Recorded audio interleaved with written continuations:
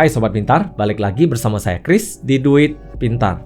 Menurut data di Google Trend semenjak tahun 2020, di mana adalah tahun yang sekiranya kita seperti melompati tahun ini tanpa melakukan apapun, dikarenakan negara api menyerang dan akhirnya kita lebih sering di rumah. Namun di tahun ini ada satu fenomena yang cukup mengejutkan dan cukup menganehkan.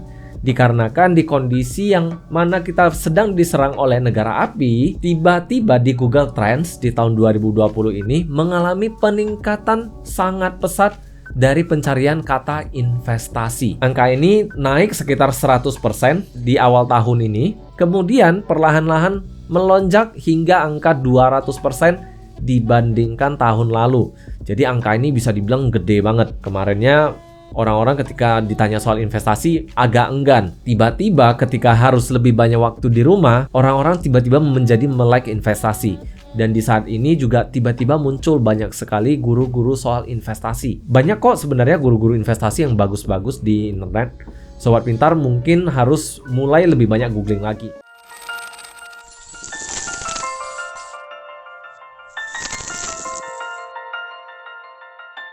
Sebelum kita memulai, sekedar mengingatkan bahwa episode dari Duit Pintar akan selalu hadir setiap Kamis malam. Jadi di Jumat pagi, Sobat Pintar sudah bisa menikmati episode-episode dari Duit Pintar. Lalu, dikarenakan peningkatan dari jumlah pencarian dari kata investasi di Google Trends, maka muncul pertanyaan, apakah ini adalah waktu yang paling tepat untuk berinvestasi? Sebelum kita memulai berinvestasi, sebelumnya sudah pernah saya jelaskan di episode yang sebelumnya. Jadi Sobat Pintar simak kembali episode sebelumnya agar Sobat Pintar tahu langkah-langkahnya. Namun secara singkat, langkah-langkahnya hanya ada 3. Yang pertama adalah siapkan dana darurat.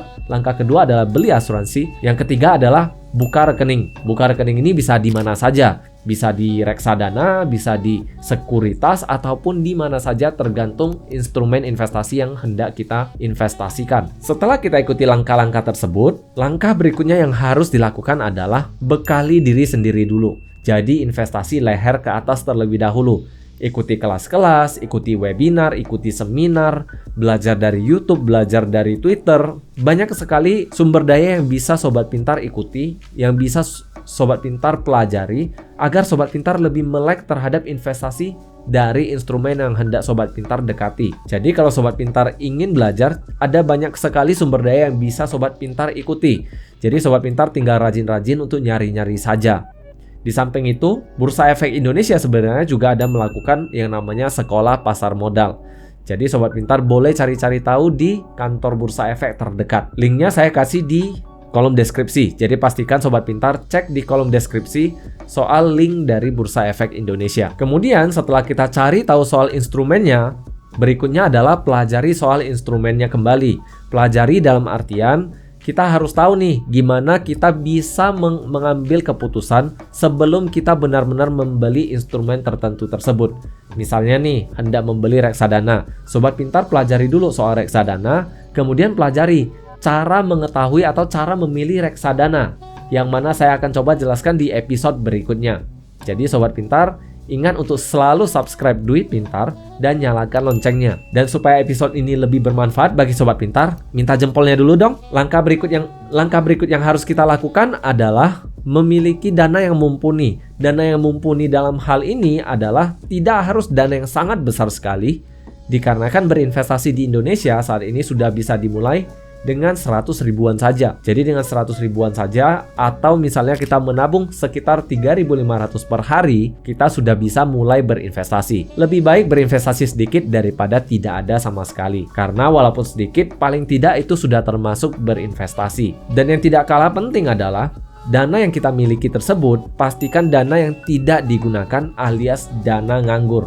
Jadi jangan pakai dana untuk dapur, atau jangan pakai dana untuk bayar uang sekolah, ataupun jangan pakai uang SPP nih untuk masukkan ke reksadana. Karena kalau misalnya kita pakai uang SPP, ya bisa-bisa aja kita kena DO karena nggak bayar. Bukan DO karena kelakuannya buruk, tapi DO karena nggak bayar SPP, kan agak lucu nih. Alasan utama kita menggunakan dana nganggur adalah kita nggak ingin kalau misalnya nih terjadi apa-apa, terjadi sesuatu hal yang darurat, maka kita harus menarik investasi kita. Sebelumnya saya kan sudah pernah jelaskan juga, pastikan kita memiliki dana darurat. Yang tidak kalah penting adalah porsi uang yang kita investasikan. porsi uang tersebut adalah uang yang benar-benar tidak terpakai, alias dana nganggur tadi. Jadi kalau kita menggunakan dana nganggur, mudah-mudahan kalau misalnya terjadi hal yang mendadak, dalam artian misalnya terjadi krisis, seperti waktu kemarin ada negara api menyerang, tiba-tiba IHSG turun atau indeks harga saham gabungan kita turun, maka kita tidak melakukan apapun, dalam artian kita tidak perlu untuk mencairkan investasi kita.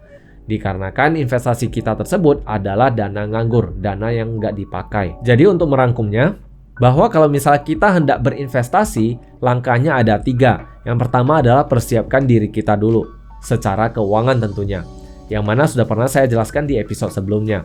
Kemudian langkah kedua adalah persiapkan pengetahuan kita, investasi kepala ke atas, ikuti webinar, ikuti seminar, ikuti kelas-kelas. Kemudian kalau misalnya ingin yang gratis, ikuti sekolah pasar modal yang ada diselenggarakan oleh BEI. Kemudian langkah ketiga adalah pastikan uang yang kita miliki adalah uang yang nganggur, uang yang benar-benar tidak terpakai. Jadi kalau misalnya terjadi hal darurat, kita tidak harus menarik uang tersebut. Itu saja episode dari saya hari ini. Semoga episode hari ini bisa memberikan Sobat Pintar sedikit banyak informasi yang Sobat Pintar butuhkan ketika Sobat Pintar hendak memulai berinvestasi, terutama di masa pandemi seperti ini.